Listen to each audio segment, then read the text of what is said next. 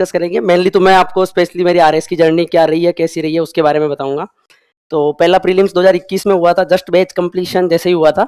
उसके बाद हो गया, फिर प्रीलिम्स निकला, फिर मेंस दिया। पहला मेंस भी क्वालिफाई हुआ था 2021 का, वैकेंसी 2021 की थी। फिर उसमें इंटरव्यू दिया। पहले इंटरव्यू में मेरे पहली जो आरएस की भर्ती थी 21 वाली, उसमें 1302 रैंक रही थी। फिर उसके बाद में आरएस 2023 आई। आरएस 2023 में prelims, mains and then interview qualify करके अभी जो रिजल्ट आया लास्ट, उसमें 92 रैंक रही है। मेरा नाम शिवराज कुमावत है।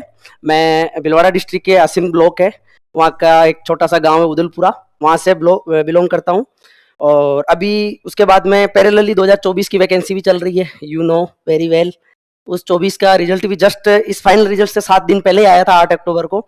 उसमें भी वापस इंटरव्यू कॉल हुआ है, वो भी पेंडिंग है, उसके इंटरव्यू अब स्टार्ट होंगे। तो ये तो स्पेशली आरएस की जर्नी रही है, जिसमें मेनली स्प्रिंग बोर्ड से शुरू से लेके लास्ट तक, इवन अभी जो रिजल्ट आया यहाँ तक भी, जो 17 सितंबर को मेरा इंटरव्यू था, इस इंटरव्यू से 3 दिन पहले तक भी मॉक इंटरव्यू स्प्रिंग बोर्ड में दिए थे।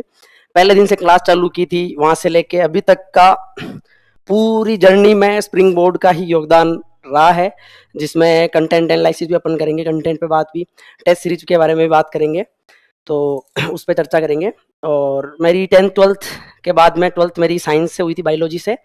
फिर ग्रेजुएशन मैंने महाराजा कॉलेज जयपुर से बीएससी, जी अरे हाँ बिल्कुल, तो बीएससी जूलॉजी से की है, जानते हैं अच्छे से, महाराजा कॉलेज में मेरे साथी रहे हैं।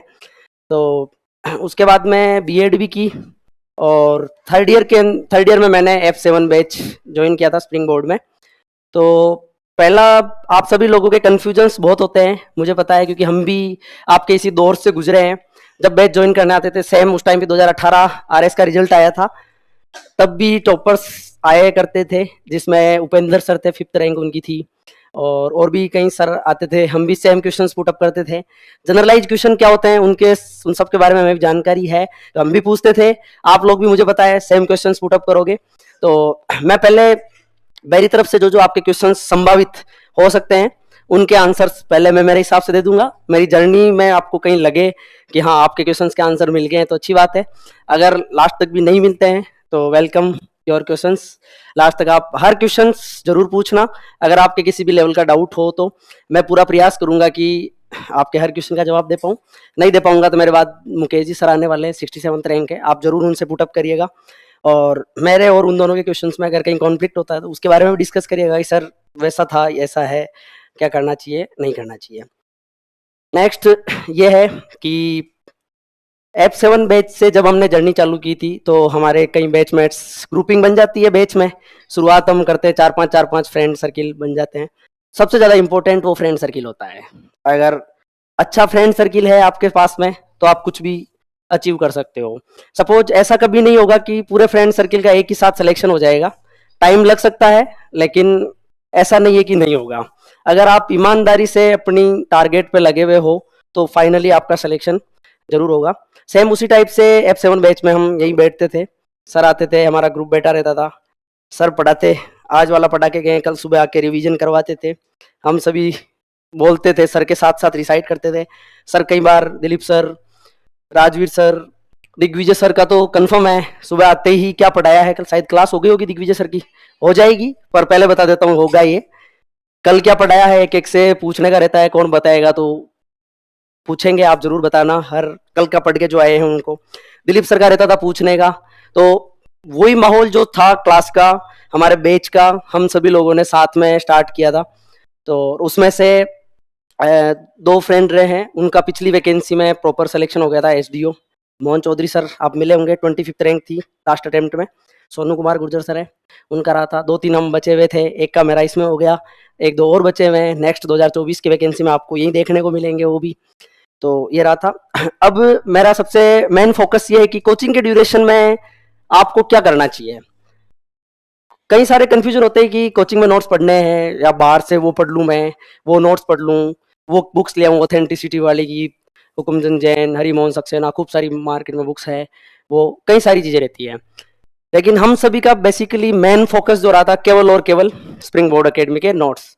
आपको इन नोट्स में सब कुछ है। अगर आपको कहीं डाउट भी लगता है कि इसमें वो एड ऑन नहीं है, ये एड ऑन नहीं है, लेकिन हर चीज आपको उसके अंदर मिल जाएगी। तो सबसे पहले अगर आपने विश्वास करके कोचिंग ज्वाइन की है, आप यहाँ तक आगे हो, कुछ टाइम बीत भी गया होगा आपके बैच को, तो मेरा ये मानना है कि केवल और केवल आप नोट्स पे अभी के हिसाब से 100% रिलाई करो इस पे। कभी भी इसके इतर नहीं सोचना है कि अभी राजस्थान हिस्ट्री की क्लास चल रही है तो मैं साथ में एक ऑथेंटिक बुक और पढ़ लूँ। पढ़ो, आपका इंटरेस्ट हो सकता है बुक्स पढ़ने में, कोई हिस्ट्री से किसी की एमए रही होंगी, बीए रही होगी, बीए में हिस्ट्री रही होगी, तो आपका वो रहता चाहो कि मैं वो भी पढ़ लूँ वो भी पढ़ लूँ, लेकिन आप जो क्लास में चल रहे हैं सब्जेक्ट्स, आप उस पे और अपने नोट्स पे 100% रिलाई करके उन्हीं को बार बार मल्टीपल रिविजन्स पे फोकस करना। अभी एक मैं छोटे साइकिल पर एक चक्र बन सकता है, आप तैयारी को अगर ऐसे यूज करो, अभी से आप स्टार्ट कर सकते हो अच्छे से, जिसका आपको आगे भी बहुत फायदा होगा। और अपनी तैयारी अभी से उस ड्यूरेशन में, उस डायरेक्शन में स्टार्ट करो। जैसे कि आप अभी जो कंटेंट पढ़ रहे हो, जो आपके नोट्स है स्प्रिंग बोर्ड के, और अभी की जो आपकी क्लासेज है जो भी लग रही है यहाँ पे आप नोट्स बनाते हो, तो इन्हीं नोट्स का आप जो आपके पहले दिन से जो क्लास होती है और जब आपका बैच एंड होगा वहां तक जो भी आपके नोट्स बनेंगे, 20 कॉपी 22 कॉपी जो भी हो जाएंगी, आप सभी नोट्स को एक भगवत गीता ग्रंथ मान के उसको आगे चले कि हमें केवल और केवल यही पढ़ना है। अगर आपने इतना भी कर लिया, अपने नोट्स को बहुत अच्छे से याद कर लिया, उनके मल्टीपल रिविजन्स आप कर लिए, पक्का आरएस बन जाओगे। अगर आपने और भी चीजें आगे है छोटी मोटी, अगर उनको फॉलो करते करते आप अगर आगे बढ़ोगे तो पहला नोट्स, डेली क्लास होती है, क्लास के जस्ट बाद घर जाके अच्छे से उनका रिविजन कीजिए, आज जो पढ़ाया है उसका। रात को सोने के टाइम पे उसका मनन अगर आप कर सको कि क्या पढ़ा, 3 घंटे 3 क्लासेस हुई थी, नोट्स जो हमने घर जाने के बाद रिविजन किए उनके, फिर सोते टाइम एक बार ओवरव्यू टाइप उनका रिविजन और कर लो कि आपने क्या पढ़ा, क्या याद किया। फिर मॉर्निंग में अगर आप और ट्राई कर सको क्लास में आने से पहले, या ग्रुप जो बनाया आप उनके साथ डिस्कस कर सकते हो कि चलो कल सर ने ये पढ़ाया था, मैं कल ये सुना, मैं ये सुना दूं, ये क्वेश्चन है, ये आप सुना दो, ये आप सुना दो। इस टाइप से आप अपने ग्रुप में नोट्स को डेली बेसिस पे याद करने के लिए यूटिलाइज कर सकते हो अपने ग्रुप को बहुत अच्छे से। बाकी सर पूछते हैं उनके साथ अच्छे से एंगेज होके आप उनके आंसर दीजिए, खड़े करके पूछे तो आप उसमें एंगेज होइए, सर मैं बताऊंगा, मैं बताऊंगी, उससे आपको वास्तव में बहुत ज्यादा फायदा होगा। कहते हैं इंटरव्यू की तैयारी कैसे करेंगे, तो आप क्लास में खड़े होकर बताइए, जरूर आप इंटरव्यू की तैयारी आपके साथ साथ हो जाएगी। सर क्वेश्चन पूछ रहे हैं, आप आंसर कर रहे हो, ये इंटरव्यू है। तो ये आपको क्लास में इस चीज का फायदा नोट से इस टाइप से हो सकता है। आप नोट्स को 100% मान के रिलाई करो कैसे भी करके। दूसरी चीज है, कई स्टूडेंट्स की ऐसे आदत होती है, टेस्ट ले रहे हैं मंडे को या ट्यूसडे को, जब भी टेस्ट होता है, मुझे पता है कि 50% लोग भी टेस्ट नहीं देते होंगे, या देते हैं तो चलो ठीक है पढ़ लिया, दे देते हैं, अटेम्प्ट कर देते हैं, उस टाइप से रहती है। सोमवार या मंगलवार को टेस्ट होते हैं डेली, नहीं हो रहे, हो जाएंगे, आगे हो जाएंगे, कोई बात नहीं। तो टेस्ट सीरीज को आप कोई भी टेस्ट स्किप ना करें। अगर ऐसा किसी ने माइंड सेट बना रखा है कि नहीं मैं टेस्ट सीरीज स्किप कर लूंगा मेरा हो जाएगा, ऐसा कभी भी नहीं होगा।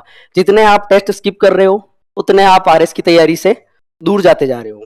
आप आरएस बनने के जो ख्वाब आपने मन बना के आपने स्प्रिंग बोर्ड अकेडमी ज्वाइन की है, आप उससे काफी दूर जा रहे हो। और आपको अचीव करने के लिए वो टेस्ट देने ही पड़ेंगे कैसे भी करके, चाहे आपको बाद में मैं इसकी टेस्ट सीरीज वापस ज्वाइन करके देने पड़े, चाहे दूसरे अटेम्प्ट में एक टेस्ट सीरीज और ज्वाइन करके देना पड़े, चाहे तीसरे अटेम्प्ट के अंदर फिर टेस्ट सीरीज ज्वाइन करके देना पड़े, पर आपको टेस्ट सीरीज तो अटेम्प्ट करनी पड़ेगी। टेस्ट सीरीज के कई सारे लाभ है। अगर आपको लगे कि केवल ये क्वेश्चन आंसर्स हैं जो आरपीएससी नहीं पूछेगी कभी, तो ये बिल्कुल आपकी गलत धारणा है। टेस्ट के इतने सारे फायदे हैं कि जैसे क्वेश्चन तो बनने हैं नोट से, जो स्प्रिंग बोर्ड के जो आपको लिखा रखे हैं उन्हीं के इर्द गिर्द, या उसके साथ में टेस्ट सीरीज से आपके देखना पुराने प्रीवियस ईयर क्वेश्चंस भी टेस्ट में ऐड करते हैं। साथ में एनसीईआरटी के जो स्प्रिंग बोर्ड की टेक्निकल और एनालिटिकल विंग है, आप देखना आपको लगेगा कि कई बार आपके एनसीईआरटी से क्वेश्चन ऐड कर देते हैं, मतलब नोट से आपको नहीं मिलेंगे, आउट ऑफ मिलेंगे, तो वो एनसीईआरटी से होंगे। मतलब आपको टेस्ट सीरीज के साथ में एनसीईआरटी का बेनिफिट भी मिल रहा है। क्या पता आप एनसीईआरटी खुद सेल्फ पढ़ो और आप उसमें से काम की चीज नहीं निकाल पाए हो, लेकिन यहाँ की जो एनालिटिकल विंग है वो इस चीज का पूरा ध्यान रख के जो क्वेश्चंस आपके काम के उनको टेस्ट सीरीज में डालते हैं ताकि आप उनको पढ़ सको। नहीं तो आप एनसीईआरटी नहीं भी पढ़ोगे तो भी काफी हद तक आपके नोट्स में और आपके टेस्ट सीरीज में वो चीजें आपको मिल जाएगी। तो पहला नोट्स ज्यादा से ज्यादा मल्टीपल रिविजन्स इतनी बार हो जाए कि नोट्स ऐसे लगने लग जाएगी, अच्छे से जोरदार तरीके से याद है, कुछ भी क्वेश्चन उसमें से आए आप अच्छे से अटेम्प्ट कर पाओ। टेस्ट सीरीज आप अटेम्प्ट कर रहे हो, टेस्ट सीरीज से ये हो जाएगा कि आप मेंस का जब एग्जाम देने जा रहे हो तब आपके कभी भी लिखने का फोबिया नहीं रहेगा कि मुझे 3 घंटे में पेपर कैसे करना है। 4 पेपर्स होते हैं, सुबह शाम। ठीक है, अगर आपने टेस्ट सीरीज यहाँ की अच्छे से अटेम्प्ट नहीं की तो आपके कभी भी वो पेपर का टाइम आप सेट नहीं कर पाओगे। और टाइम के साथ में आप कई बार क्वेश्चन लिखने का जो फॉर्मेट्स बनते हैं 10-10 मार्कर क्वेश्चन में, 5 मार्कर में, तो आप वो फॉर्मेट आपका अच्छे से पहले यहाँ टेस्ट अटेम्प्ट करोगे तब बहुत अच्छे से तैयार हो जाएगा। वो तब होगा जब आप टेस्ट दोगे। ठीक है, तो पहला तो कंटेंट आप मल्टीपल रिविजन्स करो। दूसरा जो टेस्ट सीरीज है यहाँ स्प्रिंग बोर्ड की लगती है वीकली, आप टेस्ट सीरीज, इसके साथ में टेस्ट सीरीज के बाद में आंसर की जो आती है, चाहे यहाँ डिस्कशन करवाते हैं क्लास में या डिस्कशन नहीं भी हो, पीडीएफ में जो आंसर की आपके पास में आती है, आप उस आंसर की को अपने नोट्स के साथ में रखो और उसको हर सब्जेक्ट के पीछे रखते हुए जब भी उस सब्जेक्ट का रिवीजन करो तो उस क्लास टेस्ट की जो टेस्ट कॉपी है आपकी वो प्लस जो आंसर की आपको मिली है या आपने उसके आंसर्स देखे हैं, मॉडल आंसर्स, आप उसको साथ में अच्छे से पढ़िए। तीसरी चीज है पीवाईक्यू। शायद मुझे नहीं लगता आप में से किसी ने मेंस के पेपर देखे होंगे। देखे? किसी ने देखे? 1 और 2 3 4 5 7 8 जनों ने मेंस के पुराने पेपर्स देखे हैं। आपके ड्यूरेशन में कभी जब आपने तैयारी की, आपने जब तैयारी की इस ड्यूरेशन में कभी मेंस के पेपर लगे जब बैच स्टार्ट हुआ उसके बाद से? अच्छा, अभी स्टार्ट हुआ है, फिर भी आपने तैयारी का मानस तो बनाया होगा कभी आरएस की, क्योंकि वो ऐसा तो है नहीं कि कल बैच चालू हो रहा आज उठ के आ गए कि मुझे बैच ज्वाइन करना है। आपने कभी तो मन में बनाया होगा। फिर भी अगर आपने मेंस के पेपर नहीं देखे हैं, प्रीलिम्स के नहीं देखे हैं, तो ये अच्छी बात नहीं है। आप जरूर मेंस के सारे पुराने पेपर्स देखिए। 2013 से देख सकते हो आप, और 2024 तक मेंस हो चुका है जिसका रिजल्ट भी आ गया है।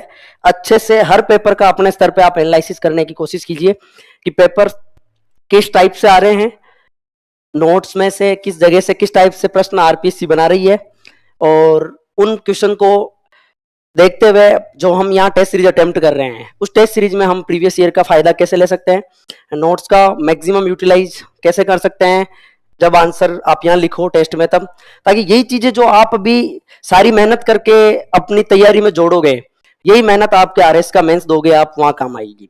और आरएस मेंस ही सिलेक्शन का सबसे बड़ा आधार है। चाहे लोग कहते हैं इंटरव्यू का है, वो बात अलग है, लेकिन मेंस ही आपको अच्छी रैंक दिलाएगा। जितनी कट ऑफ है उससे बहुत अच्छे मार्क्स अगर आपके होंगे तो इंटरव्यू का प्रभाव कम से कम रहेगा। ठीक है ना? अगर मेंस ही अपना इतना अच्छा नहीं गया, इंटरव्यू की तैयारी आप कितनी कर लो, कितना ही अच्छा स्कोर इंटरव्यू में आ जाए, आप अच्छी रैंक डिजर्व नहीं कर सकते हो। ठीक है ना? तो मेंस अच्छा करने के ये कुछ तरीके हैं जिसमें कंटेंट आप मैक्सिमम बार रिविजन्स, आप सोचते होंगे 1 से 10 बार रिवीजन कर लिया, 10 बार, 11 बार, 8 बार, 10 बार, तो ये बहुत कम है। इसको आप अभी कोचिंग टाइम पीरियड से लेके जब तक आप आरएस का अटेम्प्ट दो तब तक इतनी बार रिवीजन कर लो, 20-30 हो जाएंगे आप। एक बार साथ साथ करते रहो, सुबह पढ़ के जाओ, यहाँ क्लास में पढ़ोगे, घर जाके पढ़ोगे, सर आके रिविजन कराएंगे, 3 हो गए।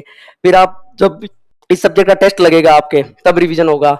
आप जब तक बैच खत्म होगा आपका तब तक इसी सब्जेक्ट के 5-7 टेस्ट और लग चुके होंगे, ऑब्जेक्टिव लगेंगे, सब्जेक्टिव लगेंगे, तो 10-12 बार तो रिवीजन आपके बैच खत्म होगा तब तक ही हो जाएंगे। फिर जब आप तैयारी में इन्वॉल्व होंगे, जब प्रीलिम्स लगेगा तब और 2-3 बार रिवीजन हो जाएंगे, जब मेंस लगेगा फिर रिवीजन हो जाएंगे। तो इस तरीके से जब तक आप मल्टीपल रिविजन्स नहीं करोगे अपने कंटेंट का तब तक आप मेंस, प्रीलिम्स निकल जाएगा। प्रीलिम्स कोई बड़ा धमाका नहीं है, प्रीलिम्स नहीं होगा, प्रीलिम्स नॉर्मल चीज है, प्रीलिम्स आपके हो जाएगा आराम से। और प्रीलिम्स के बाद में मेंस सबसे बड़ा खेल है, क्योंकि 15-20 हजार लोग मेंस देते हैं और लगभग 2 से 2.5 हजार के बीच में वैकेंसी के अकॉर्डिंग 15 गुना सेलेक्ट होता है। अब सोचो कि इतने बड़े पटवारी वीडियो एग्जाम में 5,000 पोस्टें होती है, मतलब आप उन रैंक में आ रहे हो तो आप नौकरी लग रहे हो, और यहाँ तो आप 2,000 के अंदर आके भी आपको अच्छी पोस्ट नहीं मिल सकती है। 2,000 अभी 2200 थे इंटरव्यू कॉल 2023 की वैकेंसी में, जिसकी 1200 रैंक आई है। ओबीसी में तो 600, 700, 500 रैंक भी आई है, उसको भी अच्छी कुछ भी नहीं मिलेगा। 300 रैंक पे कभी भी आरएस की तैयारी करने वाला सेटिस्फाई नहीं हो सकता है, इवन 200 रैंक पे भी नहीं होगा। तो आप सोचो कितना ज्यादा कंपटीशन है। अगर आप ये चीजें अच्छे से फॉलो करके नहीं करोगे तो रैंक अच्छी आप डिजर्व नहीं कर सकते हो। तो दूसरा यही है कि कंटेंट मैक्सिमम रिवीजन हो आपके, टेस्ट सीरीज आप कोई भी टेस्ट स्किप नहीं करो। अभी भी अगर आप लोगों ने मानस बनाएगा टेस्ट नहीं दूंगा तो उस चीज को छोड़ के टेस्ट पे फोकस करें। नेक्स्ट चीज है, स्प्रिंग बोर्ड से ही मैंने भी पढ़ी थी, पीवाईक्यू की बुक आती है, प्रीलिम्स की भी है और मेंस की भी है, सारे मॉडल आंसर्स उसमें लिखे हुए हैं। ठीक है, आप 1-2 क्वेश्चन जो मेरे ध्यान में है, जो मैंने पढ़े हैं, आप एनालिसिस कर सकते हो, आपको और पता लगेगा ज्यादा। पीवाईक्यू में आई थिंक 2013 में कोई पेपर हुआ था मेंस का, उसमें क्वेश्चन आया था भारत छोड़ो राजस्थान जो जयपुर प्रजामंडल है, जयपुर प्रजामंडल के में प्रजामंडल की भूमिका का आलोचनात्मक मूल्यांकन कीजिए। 5 नंबर का क्वेश्चन था। सेम क्वेश्चन 2023 मेंस में आया है, एग्जैक्ट सेम, वर्ड में भी चेंज नहीं है।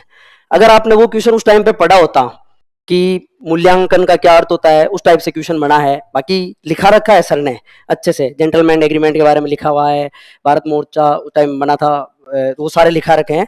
तो वही चीज है कि जो डाटा आपके कॉपी में लिखाया हुआ है, आप अकॉर्डिंग टू क्वेश्चन उस डाटा को कैसे यूज कर पाते हो, यही आपकी स्किल है लिखने की।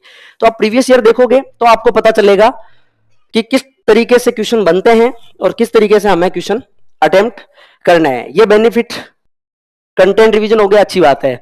अगर आपने टेस्ट सीरीज नहीं दी तो ये वाली स्किल आप कभी भी अचीव नहीं कर सकते हो। अगर आपने पीवाईक्यू भी नहीं देखे हैं फिर भी आप उस चीज से दूर जाओगे। तो ये 3 चीजें तो आपकी तैयारी के दौरान, और जब पीवाईक्यू कंप्लीट हो जाए तो वापस अपने कंटेंट पर आ जाइए। मैं ये चीज ऐसे नहीं कह रहा हूं कि पूरा सिलेबस एक साथ पढ़ो आप, नहीं, आप एक सब्जेक्ट उठा लो जो भी आपको पढ़नी है। जैसे आप राजस्थान हिस्ट्री पढ़ ली है, राजस्थान हिस्ट्री पढ़ी है आपने, राजस्थान हिस्ट्री के जो टेस्ट पेपर्स आपके हुए हैं आप वो टेस्ट पेपर देख लो, या नेक्स्ट पेपर लगने वाला है तो वो अटेम्प्ट कर लो।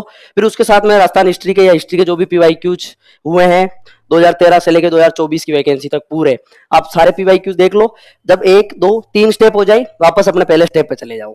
फिर एक का काम हुआ, फिर दूसरी उठा लो, फिर तीसरी उठा लो, फिर चौथी उठा लो। इस टाइप से आप सिलेबस को एंड करो। ये आपके एक बार सिलेबस कंप्लीट होता है इस प्रोसेस से, ठीक है। अगर आपने इसमें से कोई भी प्रोसेस मिस कर ली, इसका मतलब आप सिलेबस से पूरा कंप्लीट नहीं किया है। तो आप एटलीस्ट इस प्रोसेस में अपना पूरा सिलेबस 10-20 बार कंप्लीट कीजिए, पक्का मेंस में आपको बहुत बहुत बहुत ज्यादा फायदा होगा। और मेंस क्वालिफाई हुआ, अगर आपके मार्क्स मेंस में अगर अच्छे बन रहे हैं तो इंटरव्यू का कोई ज्यादा इश्यू नहीं है, ठीक है। तो ये चीज तो आप एक ऐड कीजिए, ठीक है। फिर नेक्स्ट, अगर आपको पेपर वाइज, अगर मेंस के paper first second third fourth इसके बारे में थोड़ी बहुत जानकारी हो, 4 पेपर होते हैं ये तो पता है मेंस में। पहले पेपर में कौन कौन से सब्जेक्ट्स है? पहले तो पूरी हिस्ट्री है, दूसरी इकोनॉमिक्स है, फिर 3 छोटे सब्जेक्ट्स है, फिर दूसरे में इथिक्स है, साइंस पूरी है, फिर टेक भी उसी में साइंस वाले में है, तीसरी ज्योग्राफी है, और तीसरे पेपर में पॉलिटी पब्लिक एड IR एक पूरा ग्रुप है, और छोटे सब्जेक्ट्स है उसमें, साथ में पब्लिक एड उसमें IR के बाद में, ठीक है। और चौथा पेपर लैंग्वेज का होता है, ठीक है। तो पहला देखो, हिस्ट्री में आपको बिल्कुल भी अपने नोट्स से बाहर जाने की जरूरत नहीं है। आप अपने नोट्स को ग्रंथ मान के पक्का उसको अच्छे से पढ़ो। दूसरी आती है इकोनॉमिक्स, इसी में सेकंड जो पोर्शन है इसका। इकोनॉमिक्स में जो नोट्स इकोनॉमिक्स की क्लासेज होती है वो तो ही है, उसके साथ में आपको केवल और केवल बजट और इकोनॉमिक सर्वे जो इंडिया और राजस्थान दोनों का होता है वो एक्स्ट्रा चीज देखनी है। वो भी बुकलेट निकाल देते हैं स्प्रिंग बोर्ड से, तो आपको उससे भी बियॉन्ड जाने की कहीं भी जरूरत नहीं है। छोटे सब्जेक्ट में सारे तीनों ही अपने इसी के नोट्स हैं। फिर इथिक्स, कोई भी नीड नहीं है बिल्कुल ही बाहर जाने की। फिर साइंस, और इसमें टेक का पोर्शन जो है उसमें करंट का पोर्शन ऐड होता है टेक में, ठीक है, करंट अफेयर्स के। तो स्प्रिंग बोर्ड की एक बुकलेट आती है करंट अफेयर्स की, 6 महीने 5 महीने में एक साथ का पूरा करंट निकालते हैं, वो द बेस्ट है। आप उसको टेक्नोलॉजी की जो बेसिक क्लास होती है, क्लास के साथ में इसको हमेशा के लिए करंट अफेयर जो जब भी तैयारी करो, अभी करोगे तब टेक का करंट अलग है, 6 महीने बाद देखोगे टेक का करंट थोड़ा बहुत और बदला है। तो जब भी तैयारी अपने काम हो, मेंस का हो, तब इस करंट अफेयर्स वाली बुक को साथ में रखे करें। ज्योग्राफी नो नीड, ठीक है। पॉलिटी, और इसके बाद जो IR है, इसमें IR में करंट का पोर्शन ऐड है। सेम जो एक करंट अफेयर्स की बुक यहाँ निकालते हैं उसमें इकोनॉमिक्स का करंट आ जाता है, फिर दूसरा IR का करंट भी उसी में आ जाता है, फिर उसमें टेक का करंट भी उसमें आ जाता है, कुछ इथिक्स के कुछ मुद्दे हुए हैं वो भी उसमें डाल देते हैं। तो ओवरऑल जो करंट अफेयर्स की जो बुक आती है वो सफिशियंट है, इसके लिए काम आ जाती है। और पॉलिटी में भी आजकल करंट के टॉपिक्स है वो आ रहे हैं, तो उस बुकलेट में पॉलिटी का करंट भी अलग से होता है, तो आप उसको एड ऑन करके पढ़ सकते हो। और छोटे सब्जेक्ट सीधी सी बात है, अपने 6 बुकलेट जो भी है, क्लास जो भी आपकी होगी उसमें बता देते हैं। फिर नेक्स्ट रही बात हिंदी और इंग्लिश, आपके इंग्लिश में क्लास में अच्छे से होगी, आप इसको डेली रूटीन में ऐड करें। अभी से अगर आप हिंदी इंग्लिश की थोड़ी बहुत प्रैक्टिस में लाओगे तो लास्ट तक जाके आपकी हिंदी और इंग्लिश दोनों बहुत अच्छी हो जाएगी, जिसमें ग्रामेटिकल पोर्शन होता है 50 नंबर हिंदी में, 20 नंबर इंग्लिश में, फिर 130 नंबर का कंपोजिशन पोर्शन होता है। तो पूरी इंग्लिश ग्रामर को आप अपने डेली रूटीन में चाहे 1 घंटा 2 घंटा शुरू में एड ऑन करो, और साथ में जब ग्रामेटिकल पोर्शन आपका थोड़ा अच्छा हो जाए फिर आप कंपोजिशन पोर्शन पर जाइए, फिर कंपोजिशन को लिखने की ट्राई करें, क्योंकि हिस्ट्री ज्योग्राफी पॉलिटी तो आप एग्जाम से 2-3 महीने पहले कर लोगे, लेकिन कंपोजिशन पोर्शन है वो उसमें सुधार आप कोई 1 महीने 2 महीने 3 महीने में कभी भी नहीं आएगा। वो एक लॉन्ग प्रोसेस है लिखने की। जितनी अच्छी आपकी लिखने की स्किल होगी आप कंपोजिशन पोर्शन में उतना अच्छा स्कोर कर पाओगे। उसके साथ में इसमें ये तो ही है, प्लस अपने यहाँ पे एक मैंने देखे थे 20-25 पेज या 50 पेज के आसपास एक छोटी सी बुकलेट है आई थिंक, जिसमें कोटेशंस लिखे हैं, हिंदी कम इंग्लिश दोनों में है वो। आप उस कोटेशंस को याद कीजिए, और उस कोटेशंस के साथ में गांधी जी और इन सभी जो महापुरुष रहे हैं इनके कोट्स उसमें लिखे हुए हैं। आप इन कोट्स को हिंदी और इंग्लिश दोनों में, जो जैसे हिंदी में पल्लवन का पोर्शन है, हिंदी में निबंध का पोर्शन है, इंग्लिश में एलाबोरेशन प्लस ऐसे पैराग्राफ जो होते हैं, इनमें ऐड कर सकते हो। साथ में इसी का यूज आप इथिक्स में भी कर सकते हो, आंसर राइटिंग में।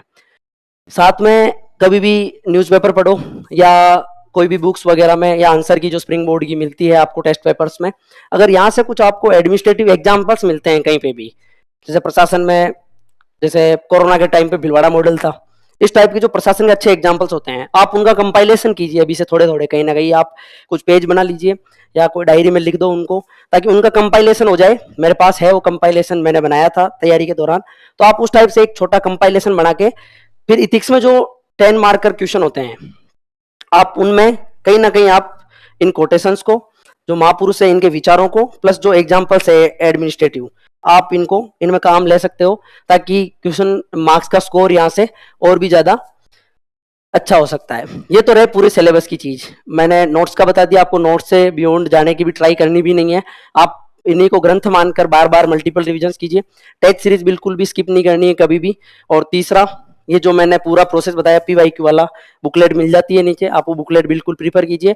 जो भी सब्जेक्ट चल रही है, जो टॉपिक चल रहा है, उसके PYQs आप देखिए कैसे आ रहे हैं, और तैयारी में आपको उसके अकॉर्डिंग और क्या चेंज करना है वो है। ये तो रही तैयारी की बात। दूसरी चीज है, कुछ मैं मेरी जर्नी शेयर करूं ताकि आपको भी कुछ मोटिवेशन मिले उससे, कि शायद कुछ गुजर रहे होंगे, कुछ गुजरे होंगे, कुछ गुजरेंगे, तीनों चीजें हो सकती है। तो आफ्टर ग्रेजुएशन फाइनल ईयर के बाद में मैंने बैच ज्वाइन किया था, और बैच जैसे खत्म हो रहा था तब मेरी बीएड चल रही थी, बीएड फाइनल ईयर थी। तो फिर मैंने, घर वालों का प्रेशर भी था कि टीचर की तैयारी करे, पहले टीचर लग जाए अच्छे से, फिर आरएस की तैयारी इजी वे में हो सकती है। अपने ग्रामीण परिवेश से आते हैं तो मानसिकता रहती है घर वालों की, गांव वालों की, समाज की, प्रेशराइज होते हैं कि जॉब अपन लग जाए। तो मैंने एक बार उस टाइम ड्यूरेशन में 2021 में आरएस की तैयारी को थोड़ा साइड में रख के रीट की तैयारी की, ताकि टीचर लग जाऊं। मैंने 7-8 महीने तैयारी की। 26 सितंबर को रीट का पेपर था, उस 1 जनवरी के आसपास तैयारी चालू की थी। इस पूरे टाइम ड्यूरेशन में केवल और केवल रीट की तैयारी की। 26 सितंबर को रीट का पेपर हो गया था, और इस रीट के पेपर में अच्छा स्कोर बना था, 134 मार्क्स मेरे आए थे। तो लगभग ऐसा लग रहा था कि टीचर तो बन जाऊंगा इजीली, फिर आरएस की तैयारी करूंगा। इस 26 सितंबर के बाद में 27 अक्टूबर को आरएस प्री 2021 का पेपर था, जो प्रीलिम्स था। इस 20-25 की ड्यूरेशन में साल भर से तैयारी भी छोड़ी हुई थी आरएस की, फिर भी ट्राई किया 20-22 दिन में पूरी।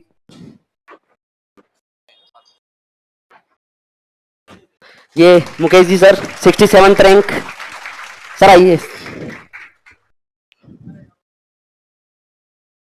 तो फिर उस ड्यूरेशन में रीट की तैयारी की, तो रीट में हो गया था। फिर 2021 में जब आरएस प्रीलिम्स हुआ था, 20-22 दिन में प्रीलिम्स की तैयारी की, प्रीलिम्स हो गया था। फिर प्रीलिम्स हुआ, फिर मेंस की तैयारी की 2021 की। सेम पहले स्प्रिंग बोर्ड की 2021 की प्रीलिम्स की टेस्ट सीरीज ज्वाइन कर रखी थी, उसको परस्यू किया, पर टेस्ट सीरीज में इतने अच्छे मार्क्स 20-25 दिन की तैयारी में आते नहीं थे।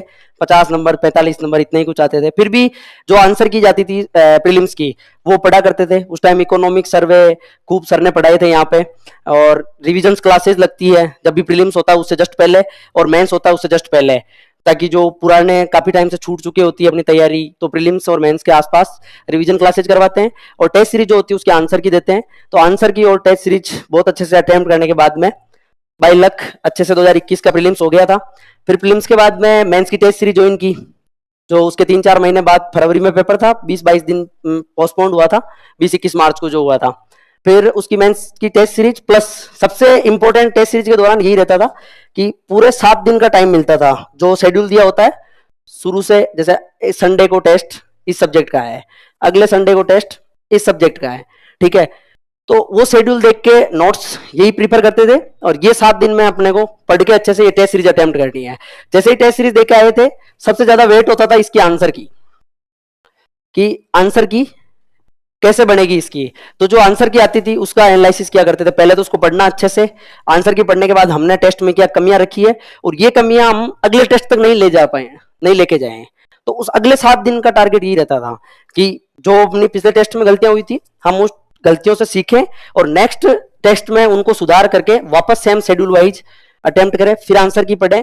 और मान लो यहाँ हिस्ट्री का टेस्ट हुआ है अगर इस संडे को, इसके 6 दिन बाद छठे संडे को अगर मान लो वापस हिस्ट्री का पेपर होता था, इसमें जो बैच के टाइम में हमने टेस्ट सीरीज अटेम्प्ट की थी उसके क्वेश्चंस पेपर प्लस जो इस संडे को क्वेश्चंस पेपर हो गए थे पहले हिस्ट्री के, जो भी उनको साथ रख के नेक्स्ट टेस्ट से पहले एक बार उनको रीड कर लिया करते थे, ताकि कम से कम जो अपन ने दिया है, गलतियां की है, वो तो अगले टेस्ट में नहीं हो और उनको हम अच्छे से लेकर जाएं।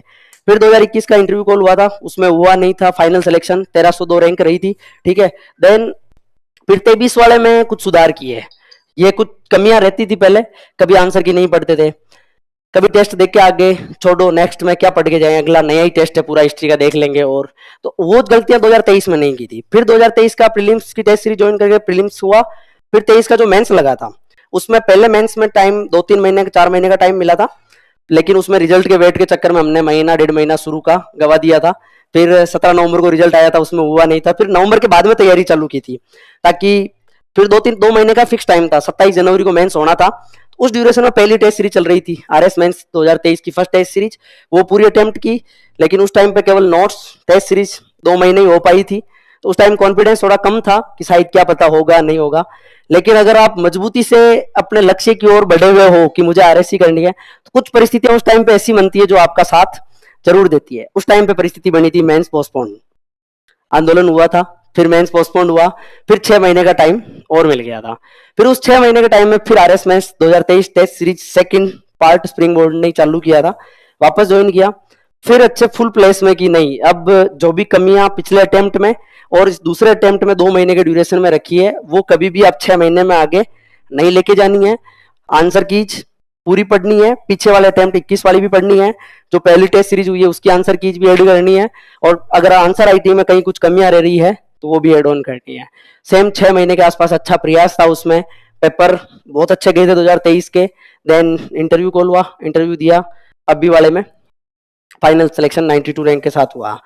फिर 24 वाले में भी सेम, फिर टेस्ट सीरीज चालू हुई, इंटरव्यू के ड्यूरेशन के टाइम पे ही चल रहा था ये भी, अभी वाले इंटरव्यू पे सेम टेस्ट सीरीज ज्वाइन की, वही तरीका जो हमने पीछे वाले में लगाया था, कंटेंट रीड टेस्ट सीरीज, फिर आंसर कीज पढ़ना, सेम मेथड पूरा पीवाईक्यू पढ़ने, जो बुकलेट निकाल रखी वो, ये साइकिल को बार बार सेम मल्टीपल इसका अनुसरण किया। तो फिर वापस मेंस क्लियर हुआ, तो फिर हमें लगता है कि नहीं, हमने जो तरीका फॉलो किया था ये वाला वो सही है। 3 इंटरव्यू कॉल हुए हैं, इसका मतलब फॉलो कर रहे हैं, उसका फल हमें अच्छे से मिल रहा है, ठीक है। तो ये पूरी एक, हाँ, इस ड्यूरेशन में जब रीट में नहीं हुआ था तो आज छोड़ दी थी, तो सॉरी, रीट का एग्जाम में सिलेक्शन होने के बाद में रीट रद्द कर दी थी गवर्नमेंट ने।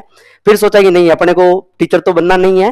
फिर जब 21 का मेंस लग गया था, उसके जस्ट बाद में वीडियो का एग्जाम था, वीडियो में सेलेक्ट होके वीडियो भी जॉब कर रहा हूँ मैं, उसके साथ में ही 2023 का अटेम्प्ट भी दिया था और 2024 का अटेम्प्ट भी दिया था। तो ये लगभग ठीक जर्नी रही थी। अब इससे